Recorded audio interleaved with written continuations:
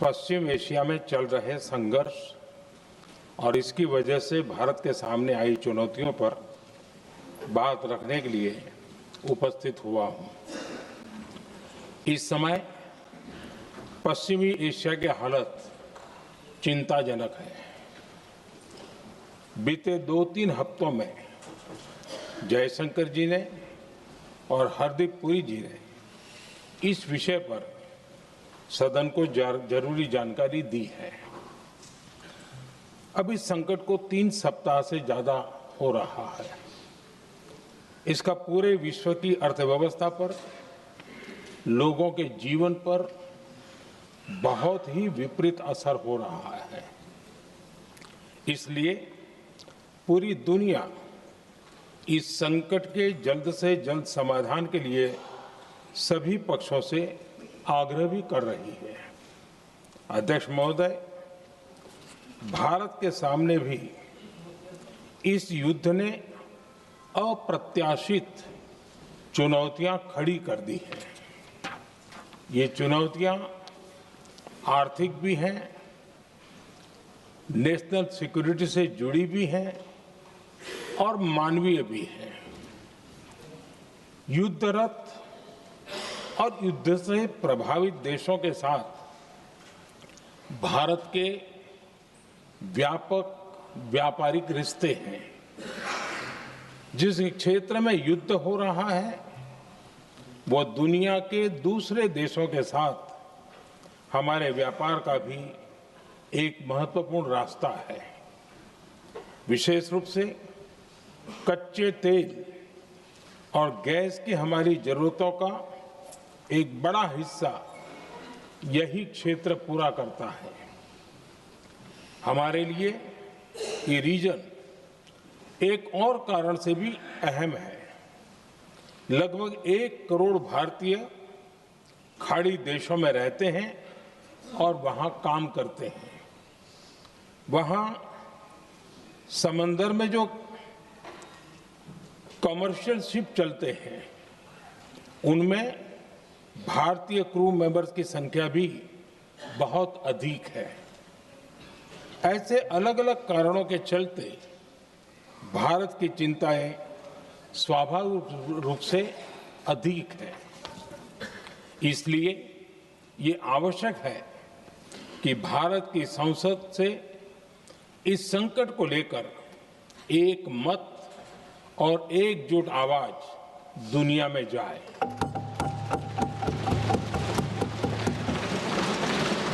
अध्यक्ष जी, जब से ये युद्ध शुरू हुआ है तब से ही प्रभावित देशों में हर भारतीय को जरूरी मदद दी जा रही है। मैंने खुद पश्चिम एशिया के ज्यादातर देशों के राष्ट्राध्यक्षों के साथ 2 राउंड फोन पर बात की है। सभी ने भारतीयों की सुरक्षा का पूरा आश्वासन दिया है। दुर्भाग्य से इस दौरान कुछ लोगों की दुखद मृत्यु हुई है और कुछ घायल हुए हैं। ऐसे मुश्किल हालात में परिवारजनों को आवश्यक मदद दी जा रही है। जो घायल हैं उनका बेहतर इलाज सुनिश्चित कराया जा रहा है। अध्यक्ष जी, प्रभावित देशों में हमारे जितने भी मिशन हैं वो निरंतर भारतीयों की मदद करने में जुटे हैं। वहां काम करने वाले भारतीय हो या फिर जो टूरिस्ट वहां गए हैं, सभी को हर संभव मदद दी जा रही है। हमारे मिशन नियमित रूप से एडवाइजरी जारी कर रहे हैं। यहां भारत में और अन्य प्रभावित देशों में 24/7 कंट्रोल रूम और आपातकालीन हेल्पलाइन स्थापित की गई है। इनके माध्यम से सभी प्रभावितों को त्वरित जानकारी दी जा रही है। अध्यक्ष जी, संकट की स्थिति में देश विदेश में भारतीयों की सुरक्षा हमारी बहुत बड़ी प्राथमिकता रही है। युद्ध शुरू होने के बाद से लेकर अब तक 3,75,000 से अधिक भारतीय सुरक्षित भारत लौट चुके हैं। ईरान से ही अभी तक लगभग 1,000 भारतीय सुरक्षित वापस लौटे हैं। इनमें 700 से अधिक मेडिकल की पढ़ाई करने वाले युवा हैं। खाड़ी देशों में भारतीय स्कूलों में हजारों विद्यार्थी पढ़ते हैं। सीबीएसई ने ऐसे सभी भारतीय स्कूलों में होने वाली कक्षा 10वीं और 12वीं की निर्धारित परीक्षाओं को रद्द कर दिया है। इन बच्चों की पढ़ाई निर्बाध चलती रहे, इसके लिए सीबीएसई उचित कदम उठा रही है। यानी सरकार संवेदनशील भी है, सतर्क भी है और हर सहायता के लिए तत्पर भी है। माननीय अध्यक्ष जी, भारत में बड़ी मात्रा में कच्चा तेल, गैस और फर्टिलाइजर जैसी अनेक जरूरी चीजें हॉर्मुज स्ट्रेट के रास्ते से आती हैं। युद्ध के बाद से ही हॉर्मुज स्ट्रेट में जहाजों का आना जाना बहुत चुनौतीपूर्ण हो गया है। बावजूद इसके हमारी सरकार का ये प्रयास रहा है कि पेट्रोल, डीजल और गैस की सप्लाई बहुत ज्यादा प्रभावित न हो। देश के सामान्य परिवारों को परेशानी भी कम से कम हो, इस पर हमारा फोकस रहा है। हम सभी जानते हैं, देश अपनी जरूरत की 60% एलपीजी आयात करता है। इसकी सप्लाई में अनिश्चितता के कारण सरकार ने एलपीजी के डोमेस्टिक उपयोग को प्राथमिकता दी है। साथ ही एलपीजी के देश में ही उत्पादन को भी बढ़ाया जा रहा है। पेट्रोल, डीजल की सप्लाई पूरे देश में सुचारू रूप से होती रहे, इस पर भी लगातार काम किया गया है। अध्यक्ष जी, आज की इन परिस्थितियों में एनर्जी सिक्योरिटी को लेकर बीते एक दशक में उठाए गए कदम और भी प्रासंगिक हो गए हैं। भारत ने बीते 11 वर्षों में अपनी एनर्जी इंपोर्ट का डाइवर्सिफिकेशन किया है। पहले क्रूड ऑयल, एलएनजी, एलपीजी ऐसी एनर्जी जरूरतों के लिए 27 देशों से इंपोर्ट किया जाता था। वहीं आज भारत 41 देशों से एनर्जी इंपोर्ट करता है। अध्यक्ष जी, बीते दशक में भारत ने संकट के ऐसे ही समय के लिए कच्चे तेल के भंडारण को भी प्राथमिकता दी है। आज भारत के पास 53 लाख मीट्रिक टन से अधिक का स्ट्रेटेजिक पेट्रोलियम रिजर्व है और 65 लाख मीट्रिक टन से अधिक के रिजर्व की व्यवस्था पर देश काम कर रहा है। हमारी तेल कंपनियों के पास जो रिजर्व रहता है वो अलग है। बीते 11 वर्षों में हमारी रिफाइनिंग कैपेसिटी में भी उल्लेखनीय वृद्धि हुई है।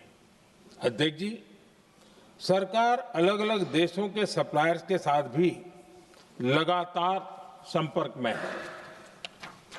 प्रयास ये है कि जहां से संभव हो वहां से तेल और गैस की सप्लाई होती रहे। भारत सरकार गल्फ और आसपास के शिपिंग रूट्स पर निरंतर नजर बनाए हुए है। हमारा प्रयास है कि तेल हो, गैस हो, फर्टिलाइजर हो, ऐसे हर जरूरी सामान से जुड़े जहाज भारत तक सुरक्षित पहुंचे। हम अपने सभी वैश्विक सहयोगियों के साथ निरंतर संवाद कर रहे हैं ताकि हमारे मैरीटाइम कॉरिडोर सुरक्षित रहे। ऐसे प्रयासों के कारण बीते दिनों हॉर्मुज स्ट्रेट में फंसे हमारे कई जहाज भारत आए भी हैं। अध्यक्ष जी, संकट के इस समय में देश की एक और तैयारी भी बहुत काम आ रही है। पिछले 10-11 साल में इथेनॉल के उत्पादन और उसकी ब्लेंडिंग पर अभूतपूर्व काम हुआ है। एक दशक पहले तक देश में सिर्फ 1-1.5% इथेनॉल ब्लेंडिंग कैपेसिटी थी। आज हम पेट्रोल में 20% इथेनॉल ब्लेंडिंग के करीब पहुंच रहे हैं। इसके कारण प्रति वर्ष करीब 4.5 करोड़ बैरल कम ऑयल इंपोर्ट करना पड़ रहा है। ऐसे ही रेलवे के बिजलीकरण से भी बहुत बड़ा फायदा हो रहा है। अगर रेलवे का इतना बिजलीकरण न होता तो हर साल करीब 180 करोड़ लीटर डीजल अतिरिक्त लगता। ऐसे ही हमने मेट्रो का नेटवर्क बढ़ाया है। 2014 में जहां देश में मेट्रो नेटवर्क 250 किलोमीटर से भी कम था, आज ये बढ़कर करीब 1100 किलोमीटर हो गया है। हमने इलेक्ट्रिक मोबिलिटी पर बहुत अधिक बल दिया। केंद्र सरकार ने राज्यों को 15,000 इलेक्ट्रिक बसें चलाने के लिए दी है। आज जिस स्केल पर वैकल्पिक ईंधन पर काम हो रहा है, उससे भारत का भविष्य और सुरक्षित होगा।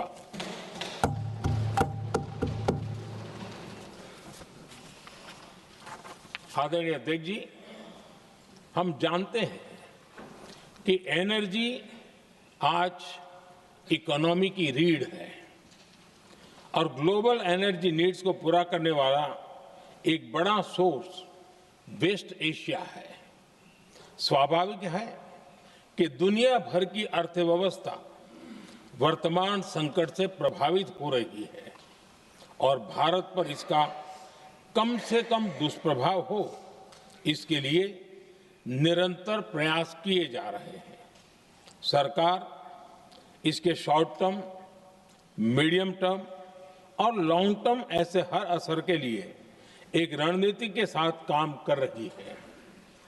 आज भारत की इकोनॉमी के फंडामेंटल्स मजबूत है। इससे भी देश को बहुत मदद मिली है। हम हर सेक्टर के स्टेक होल्डर्स के साथ चर्चा कर रहे हैं।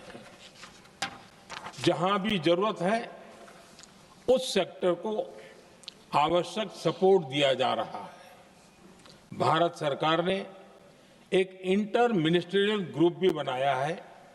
ये ग्रुप हर रोज मिलता है और हमारे इंपोर्ट एक्सपोर्ट में आने वाली हर दिक्कत का आकलन करता है और ये ग्रुप आवश्यक समाधान पर भी निरंतर काम करता है।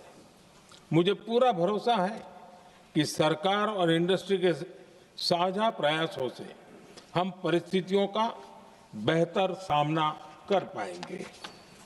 माननीय अध्यक्ष जी, एक बड़ा सवाल ये है कि युद्ध का खेती पर क्या प्रभाव होगा। देश के किसानों ने हमारे अन्न के भंडार भर रखे हैं, इसलिए भारत के पास पर्याप्त खाद्यान्न है। हमारा ये भी प्रयास है कि खरीफ सीजन की ठीक से बुआई हो सके।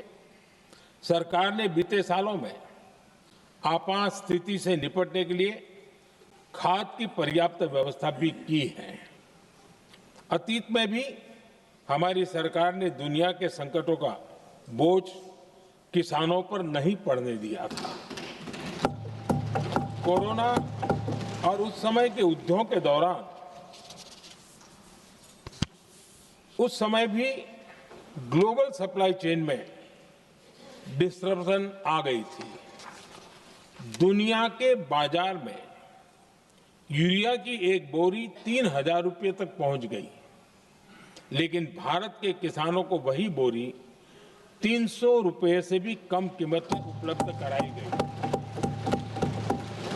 अध्यक्ष जी, देश के किसानों को इस प्रकार के संकटों से बचाने के लिए भी बीते वर्षों में अनेक कदम उठाए गए हैं। पिछले एक दशक में देश में 6 यूरिया प्लांट शुरू किए गए हैं। इससे सालाना 76 लाख मैट्रिक टन से अधिक की यूरिया प्रोडक्शन कैपेसिटी जुड़ी है।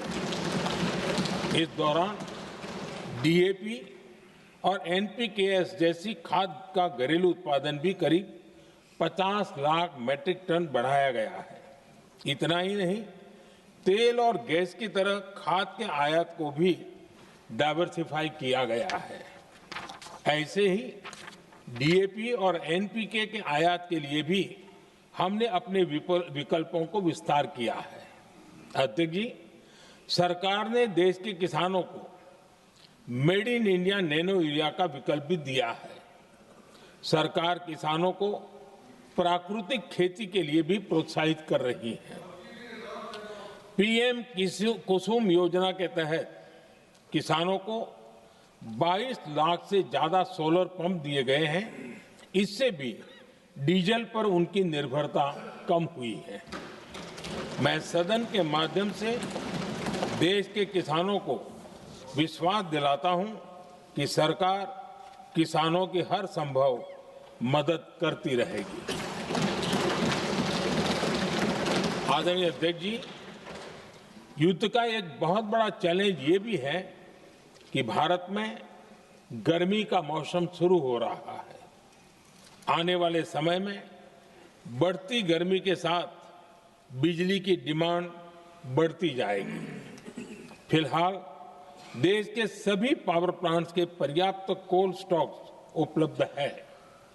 भारत ने लगातार दूसरे साल 100 करोड़ टन कोयला उत्पादन करने का रिकॉर्ड बनाया है। पावर जनरेशन से लेकर पावर सप्लाई तक के हमारे सभी सिस्टम की निरंतर मॉनिटरिंग भी की जा रही है और सरकार की तैयारियां उसको रिन्यूएबल एनर्जी से भी मदद मिली है। बीते दशक में रिन्यूएबल एनर्जी की तरफ देश ने बड़े कदम उठाए हैं। आज हमारी total installed power generation capacity का आधा हिस्सा रिन्यूएबल सोर्स से आता है।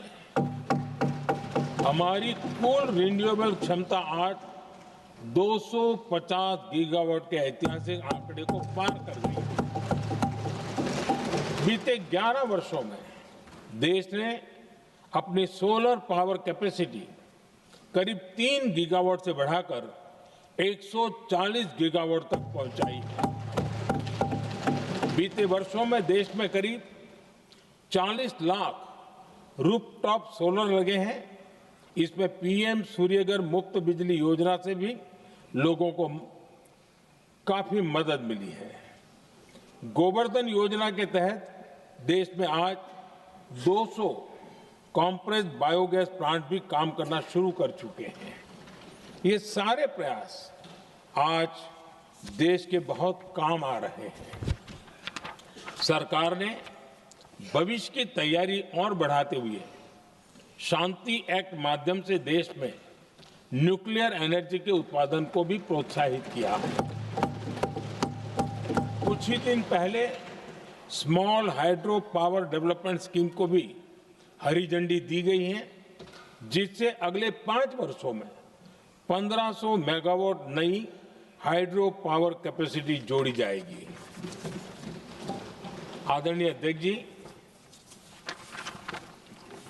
जहां तक डिप्लोमेसी की बात है, भारत की भूमिका स्पष्ट है। शुरुआत से ही हमने इस संघर्ष को लेकर अपनी गहरी चिंता व्यक्त की है। मैंने स्वयं भी पश्चिम एशिया की सभी संबंधित नेताओं से बातचीत की है।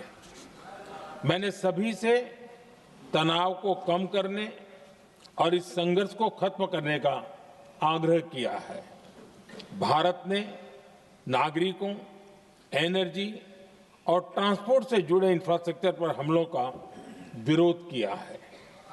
कमर्शियल जहाजों पर हमला और हॉर्मुज स्ट्रेट जैसे अंतर्राष्ट्रीय जलमार्ग में रुकावट अस्वीकार्य है।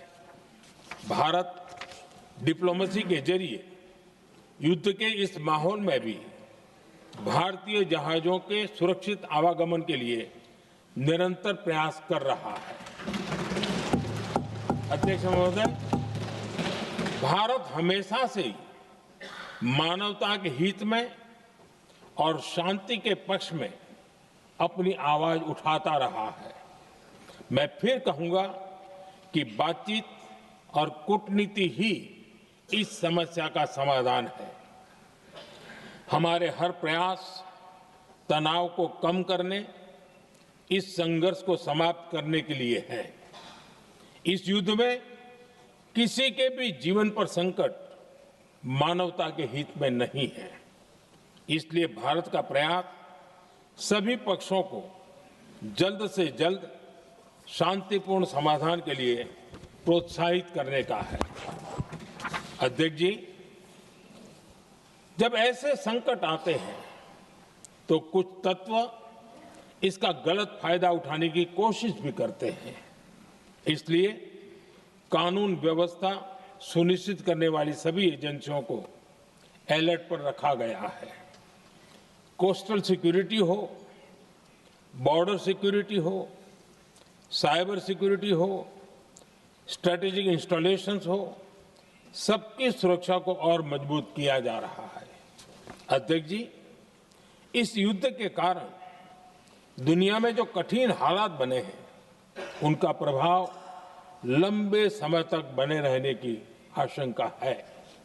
इसलिए हमें तैयार रहना होगा, हमें एकजुट रहना होगा।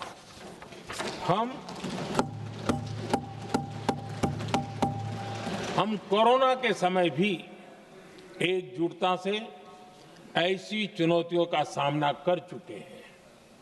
अब हमें फिर से उसी तरह तैयार रहने की आवश्यकता है। धीरज के साथ, संयम के साथ, शांत मन से हमें हर चुनौती का मुकाबला करना है और यही हमारी पहचान है, यही हमारी ताकत है।